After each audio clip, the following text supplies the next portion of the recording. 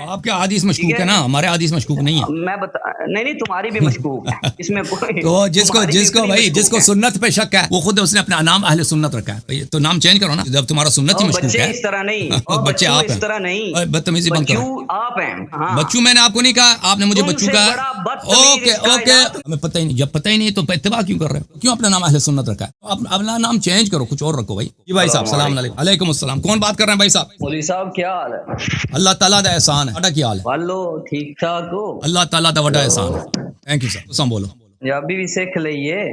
آپ اردو میں بولیں. پنجابی کا شوق آ گیا مولانا صاحب. جی زبانیں تو سب اچھی ہیں، پنجابی بھی ہے. پنجابی بھی ایک اچھی زبان ہے، میٹھی زبان ہے. اور سب خیریت ہے جی؟ اللہ تعالیٰ کا بڑا لطف و کرم ہے. بات کریں، موضوع پہ آ جائیں صاحب. کس موضوع پہ بات کرنا چاہتے ہیں؟ اس موضوع پہ بات کرنا چاہتے ہیں کہ کیونکہ آپ کے نزدیک زیادہ تر آپ کے مذہب کی بنیاد اور جس بنیاد پر آپ دوسروں کے مذاہب پہ تان کرتے ہیں وہ روایات. کیا کرتے ہیں ہم لوگ؟ ہمارے روایات کی بنیاد پر اخبار، ٹھیک ہے. اسی بنیاد پر آپ کا عقیدہ بھی ہے کہ قرآن مقدس جو ہے وہ ناقص ہے. نہیں، میں قرآن کو کامل سمجھتا ہوں. آپ لوگ ناقص سمجھتے ہو. نہیں میں بتاتا ہوں. میں پورے دین کو کامل سمجھتا ہوں. آپ لوگوں کے میں بتاتا ہوں. مولوی صاحب میں بتاتا ہوں، آپ کی کتابیں بھری پڑھی ہیں، آپ کے مولویوں کے اقرارات بھی موجود ہیں، ٹھیک ہے. ابو بکر عمر کے اقرارات نہیں ہیں. ابو بکر عمر کے اقرارات نہیں ہیں. میں بتاتا ہوں. آپ مجھے یہ جواب دے دیں کہ کیا روایت کو قرآن کے اوپر حجت بنایا جا سکتا ہے؟ دیکھیں قرآن اپنی تاریخ تو خود نہیں بتاتی نا. قرآن کی تاریخ، قرآن کہاں پہ جمع ہوا، کس طرح جمع ہوا، کس نے جمع کیا، جن لوگوں نے قرآن جمع کیا. اور بھائی آپ سن لیں نا، قرآن کی تاریخ میں آپ کو بتا رہا ہوں کہ آپ کسی بات کو قرآن پہ اولویت رکھ دیں. یہ بات سوال ہی غلط ہے. یہاں پر ایک موضوع جو قرآن نے تاریخ نہیں بتاؤ مجھے، میں تاریخ کا سوال نہیں کر رہا. میں جواب دے رہا ہوں، آپ سن لیں. نہیں جواب آپ ٹو دی پوائنٹ دیں، میرے سوال کا جواب دیں. دوسری طرف دیکھیں حدیث اس قرآن میں تصادم ہے ہی نہیں. میں مولوی صاحب میں سوال کر رہا ہوں کہ کیا روایت کو قرآن پر حجت بنایا جا سکتا ہے؟ سمجھ گیا آپ کا سوال. آپ لوگوں کی مشکل یہی ہے کہ سوال کرتے ہیں اور ہمیں جواب نہیں دینے دیتے نا. جواب ٹو دی پوائنٹ ہونا چاہیے نا. جواب یہ نہیں ہے کہ جواب چاول اور جواب آپ کا جو جناب آپ نے مجھے جواب کب دینے دیا ہے؟ آپ نے تو مجھے کاٹ دیا. جواب دینے دو. اگر جواب غلط ہوا تو پھر آپ کہہ دینا آپ کا جواب یہ غیر ناکامل ہے یا غیر مربوط ہے یا یہ اس کا تعلق نہیں جواب سے. جواب دینے دو پھر کہہ دو نا. ٹھیک ہے آپ جواب دیں. میری ایک بات سن لیں.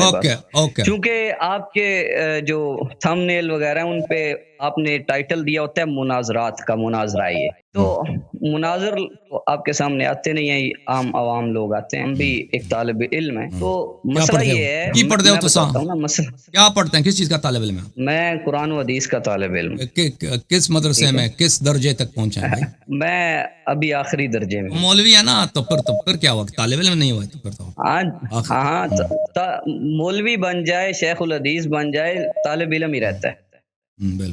آپ علم کے آخری درجے پر ہیں تو مناظر آ گئے نا. مناظر آ گئے. سن لیں میں گزارش کر رہا ہوں کہ چونکہ آپ مناظرے کا ٹائٹل دیتے ہیں تو اس لیے وقت جو ہے وہ مخصوص ہونا چاہیے. 7 منٹ رکھ لیں، 5 منٹ. آپ اپنا نام تو بھی تو بتائیں نا. اپنا نام بھی بتائیں بھائی. اس میں گرامی کیا؟ دوسرا یہ ہے پہلے آپ اپنے مذہب کے ادلہ بتائیں کہ آپ کا مذہب کن دلائل سے ثابت ہوتا ہے. ہم اپنے مذہب کے بتائیں کہ ادلہ شریعہ کیا ہے. جی ٹھیک ہے، بس یہی ہے. طریقہ کار ہوتا ہے نا، کوئی تقریر. آپ قرآن کے نقصان یا کامل ہونے سے چلے گئے. شیعہ ادلہ کیا ہے عام طور پہ ہے. تو میرے بھائی آپ کی خدمت میں عرض یہ ہے کہ سوال یہی ہے کہ آپ کے مذہب کی دلیل کیا ہے؟ سوال یہ ہے. نہیں آپ کو سوال سمجھ نہیں آتا. ایک تو یہ بڑا مسئلہ ہے. ہم یہ سوال کر رہے ہیں کہ آپ کے ہاں ادلہ کیا ہیں؟ ہمارے ہاں ایک دلیل ہے میرے عزیز، میرے بھائی، قرآن مجید فرقان حمید. بشرطے کہ قرآن مجید فرقان حمید کی آیت کے ساتھ اس کے ساتھ اہل بیت علیہم الصلاۃ والسلام کی روایت موجود ہو. اس آیت کی شرح اسی طرح ہے. اس آیت کی تفسیر وہ مفسرین کے اقوال جو ہیں کہ مفسر اگر کہہ دیں کہ اس آیت کا معنی یہ ہے تو وہ ہمارے لیے حجت نہیں. اس کے علاوہ جو اقوال رسول صلی اللہ علیہ وسلم ہیں اور اقوال اہل بیت طاہرین علیہم الصلاۃ والسلام اور ان کے افعال ہیں، یہ حجت ہے ہمارے مذہب. اس کے علاوہ اس کے علاوہ حق و باطل کے دلیل میں اگر کوئی ایسی چیز ہے جو عقل اس کو سمجھ سکتی ہے، بہت ساری باتیں ہیں جو عقل ان کو نہیں سمجھ سکتی اور عقل خود بھی کہتا ہے مجھے نہیں یہ سمجھ آتی، مثلا یہ کہ نماز فجر جو ہے 2 رکعت، مثلا تیمم جو ہے تیمم مٹی سے کرنی چاہیے، پانی جب نہ ہو تیمم کرو مٹی سے، یہ باتیں جو ہے نا تعبدی ہیں، یہ عقل میں ان کا راستہ نہیں، تو یہ ان باتوں میں عقل حجت نہیں ہے، لیکن ایسی باتیں ہیں کہ اگر عقل کے سامنے رکھی جائیں تو عقل بتا دیتا کہ یہ بات حق ہے، یہ باطل ہے۔ مثلا اگر توحید کے اللہ کے وحدانیت کے، اللہ کے وجود کے جو براہین ہیں، جو دلائل ہیں، وہ اگر ایک شخص مسلمان بھی نہیں ہے،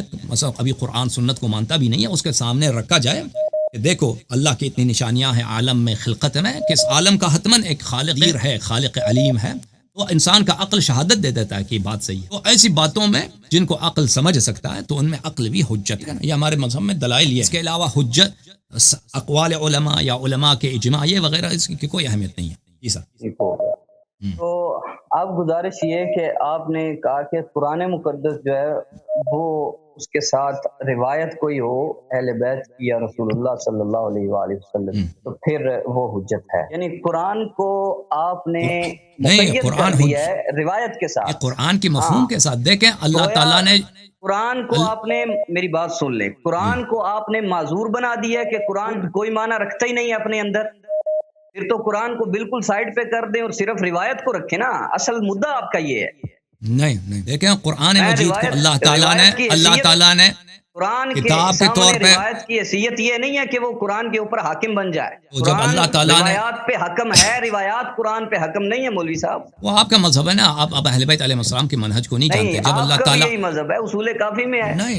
نہیں آپ سن لیں پلیز، وہ کافی میں امام جعفر صادق علیہ السلام کا فرمان نہیں ہے کہ کوئی بھی حدیث ملے فاعرضوا علی کتاب اللہ، جی بالکل، اسے اللہ کی کتاب کے سامنے پیش کیا کرو۔ وہ کسی بھی حدیث کی نہیں ہے، وہ حدیث کی ہے جن احادیث میں اختلاف ہے۔ اچھا میری بات سنیں نہیں، ہاں جی بتائیں۔ ہاں آپ نے ہمارے منہج کا پوچھا، میں آپ کے منہج کو بتا رہا ہوں، جو شیعہ مذہب میں جو منہج ہے وہ یہی ہے، قرآن مجید اللہ تعالیٰ۔ بھائی بات سنو نا، آپ کا منہج اہل بیت کے منہج سے ٹکرا رہا ہے یہاں پہ۔ نہیں وہ آپ جو ہے نا، آپ اہل بیت علیہ السلام کو مانتے بھی نہیں ہیں، آپ اہل بیت علیہ السلام کا منہج ہمیں نہ سکھائیں، آپ کو ضرورت نہیں، آپ اپنے منہج کا فکر کریں۔ بھائی چپ کریں اور جواب دینے دو نا بھائی۔ دیکھیں قرآن مجید کو اللہ تعالیٰ نے اس طرح چاپ کر کے گدی پہ اس طرح تو نہیں بھیجا نا، قرآن سے پہلے معلم قرآن آئے، هو الذی ارسل رسولہ بالہدی ودین الحق، بسم اللہ الرحمن الرحیم، هو الذی بعث فی الامیین رسولا منهم يتلو عليهم آیاته ويزكيهم ويعلمهم الكتاب والحکمة وإن كانوا من قبل لفي ضلال مبين۔ رب تعالی وہ رب ہے جس نے اہل مکہ میں، امیین میں، انہی اہل مکہ میں سے ایک رسول صلی اللہ علیہ وآلہ وسلم کو رسول بنا کر بھیجا ہے، یتلو علیہم آیات ہے، اس رسول کا یہ کام ہے کہ یہ آیات الہی کی تلاوت کرتا ہے، نمبر 1، ویزکیہم، اور ان کی تزکیہ کرتا ہے، ان کو پاکی سکھاتا ہے، وَيُعَلِّمُهُمُ الْكِتَابَ وَالْحِکْمَةَ، اور ان کو کتاب اور حکمت۔ نبی کریم صلی اللہ علیہ وآلہ وسلم وہ اہل مکہ تھے، وہ اہل زبان تھے، ان کو ڈکشنری کی ضرورت بھی نہیں تھی، اور رسول پاک صلی اللہ علیہ وسلم کی زبان اقدس سے قرآن سنتے تھے، تو ان کو بھی معلم کی ضرورت۔ قرآن کیا کہہ رہا ہے؟ قرآن کے آیات ایسے ہیں کہ قرآن کے آیات ایسے ہیں کہ انسان کا ذہن اس میں ڈنگ رہ جاتا ہے کہ اس کی تفسیر کیا ہے۔ اسی لیے تفسیر کی اتنی کتابیں ہیں، اور ہر آیت کے ذیل میں آپ کھول دیں، آپ برائے مہربانی کھول دیں تفسیر طبری، ہر آیہ کے ذیل میں کتنے اقوال ہیں، وہ اقوال ایسے لوگوں کی نہیں ہیں جو فالتو ایسے بیوقوف لوگ تھے، وہ اپنے زمانے کے بڑے علماء تھے، اس میں تابعین اور صحابہ کے اقوال ہیں، اور ان اقوال میں آپ دیکھتے ہیں کہ اختلاف ہے، اقوال میں اس طرح نہیں، وہ نہیں ہے کہ ان کو عربی نہیں آتی تھی، یہ نہیں تھا کہ وہ بیوقوف تھے یا احمق لوگ تھے، لیکن ہر ایک نے قرآن سے کچھ اور سمجھا۔ ہر آیت میں بسم اللہ سے آپ شروع کریں، بسم اللہ الرحمن الرحیم کے تفسیر میں اتنے اقوال ہیں، انسان کا عقل دنگ رہ جاتا ہے۔ تو اسی طرح سین والناس تک وہاں پہ اختلافات ہیں، اللہ تعالیٰ نے لیکن یہاں پر آپ لوگوں نے چھوڑ دیا ہے، وہ حضرات جو قرآن کے قرین ہیں، انی تارک فیکم من اخذتم به لن تضلوا بعدی ابدا کتاب اللہ وعترتی وانہما لن یفترقا حتی یرد علی الحوض۔ قرآن اور اہل بیت میں کبھی افتراق ہی نہیں، آپ نے ان کو چھوڑ دیا ہے، لذا لیکن ہم نے نہیں چھوڑا۔ ہمارا عرض یہ ہے کہ قرآن مجید کو سمجھنے کے لیے قرآن مجید کا بہترین معلم رسول اللہ صلی اللہ علیہ وآلہ وسلم اور اہل بیت طاہرین علیہم السلام، اور کیونکہ قرآن کے آیات ایسے ہیں کہ ان آیات میں وہ کیا ہو سکتی ہیں، آیات کے مختلف معنی ہو سکتے ہیں۔ اگر کوئی ایسی آیا ہے قرآن میں جو بالکل محکم ہے، اس کا ایک ہی مفہوم ہے، دوسرا مفہوم ہو ہی نہیں سکتا، ٹھیک ہے نا. قل هو اللہ احد، اللہ احد ہے، یہ صحیح ہے، یہ ہم سمجھتے ہیں کہ اس کا معنی ہم سمجھتے ہیں. لیکن اگر آیات اس طرح، قرآن کے سب آیات اس طرح تو نہیں ہے. قرآن کے آیات اتنے زیادہ ہیں متشابہات، اور آیات میں اقوال اتنے زیادہ ہیں بے حد و حاصر. تو یہ بھی جو میں عرض کر رہا ہوں، یہ بھی نص سے عرض کر رہا ہوں کہ اہل بیت علیہ السلام نے فرمایا کہ ان آیات کو سمجھنے کے آپ خود آپ تفسیر بالرأی نہیں کر سکتے کہ اس آیت کا مطلب یہ ہے، وہ نہیں ہے. یہ اس کے لیے آپ کو نص کی ضرورت ہے، اس کے لیے آپ کو نص کی ضرورت ہے. بات کلوز کریں، اب مجھے ٹائم دے دیں. اوکے جی جناب، آپ نے بہت لمبی تقریر کر لی ہے. اوکے، اب مجھے اجازت دیں جناب. بولو جی سر، جی سر بولیں. میری گزارش یہ ہے، آپ اصل میں الزام کی طرف جاتے ہیں. آپ مانتے ہیں، آپ نہیں مانتے، ہم مانتے ہیں. الزام بعد میں لگائیں، پہلے ثابت کریں. ہم یہ عرض کر رہے ہیں کہ روایت کیا قرآن کے اوپر حجت ہو سکتی ہے؟ اس کا آپ نے جواب دیا کہ قرآن کے سب سے بڑے معلم سرکار دو عالم صلی اللہ علیہ وسلم اور اہل البیت علیہ السلام. اس بات پہ ہمارا ایمان ہے. لیکن آج کی ڈیٹ میں کیا آپ سرکار دو عالم صلی اللہ علیہ وسلم سے ڈائریکٹلی سیکھ رہے ہیں؟ کیا ائمہ اہل بیت سے آپ ڈائریکٹلی قرآن کی تعلیم لے رہے ہیں؟ ایسا تو نہیں ہے. آج کی ڈیٹ تک ان کی روایات کے ذریعے سے، رجال کے ذریعے سے ہمارے تک ان کی خبریں پہنچی ہیں. تو اس واسطے ان خبروں کے اندر کیا سچائی ہے کہ واقعتاً یہ رسول اللہ کا فرمان ہے؟ کیسے پتہ چلے کہ واقعتاً یہ اہل بیت علیہ السلام کا فرمان ہے؟ آپ کے حدیث مشکوک ہے نا، ہمارے حدیث مشکوک نہیں ہے. میں نہیں تمہاری بھی مشکوک ہے اس میں. تو جس کو سنت پہ شک ہے وہ خود اس نے اپنا نام اہل سنت رکھا ہے. تو نام چینج کرو نا، جب تمہارا سنت ہی مشکوک ہے. اس طرح نہیں، بچے آپ اس طرح نہیں، اور بدتمیزی بند کرو. آپ ہیں. اوکے بچوں، میں نے آپ کو نہیں کہا، آپ نے مجھے بچوں کہا. اوکے خدا حافظ، خدا حافظ. Thank you sir. آپ نے اپنا نام اہل سنت رکھا. کہتے اوے یہ احادیث جو ہیں وہ کیا ہیں، یہ مشکوک ہیں، ہمیں پتہ ہی نہیں. جب پتہ ہی نہیں تو اتباع کیوں کر رہے ہو؟ کیوں اپنا نام اہل سنت رکھا ہے؟ اپنا نام چینج کرو، کچھ اور رکھو بھائی. اہل قرآن رکھ دو. قرآن یقینی ہے، سنت مشکوک ہے، چھوڑ دو. عرض یہ ہے کہ اگر ایک چیز مشکوک ہے، آپ نہیں کہہ سکتے یہ صحیح ہے. اگر ایک چیز مشکوک، اگر آپ کو آپ کی سنت پہ شک ہے، قرآن کہتا ہے ان الظن لا یغنی عن الحق شیئا. ظن جو ہے وہ حق کی جگہ نہیں لیتا.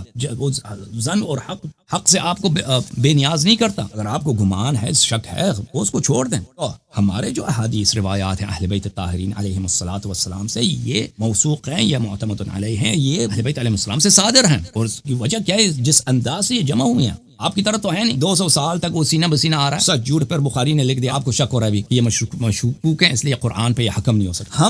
ہمارے پاس احادیث ہیں تفسیر میں اہل بیت طاہرین علیہم الصلوۃ والسلام سے، ہمیں اطمینان ہے، یقین ہے اہل بیت علیہ السلام کا کلام. ہم اہل بیت علیہ قرآن کی تفسیر ان سے لیتے ہیں. اہل بیت علیہ آپ کے پاس رسول اللہ صلی اللہ علیہ وسلم سے تو تفسیر ہے ہی نہیں. آپ کا تفسیر کہاں؟ آپ کے پاس اس آیت کا تفسیر یہ ہے، کچھ بھی نہیں آپ لوگوں کے پاس. یہ آپ کی کمزوری ہے، آپ کی مشکل ہے. آپ نے گالی دیا نا، بدتمیزی شروع کی ہے، تو میں آپ سے بات کرنا جو ختم کیا.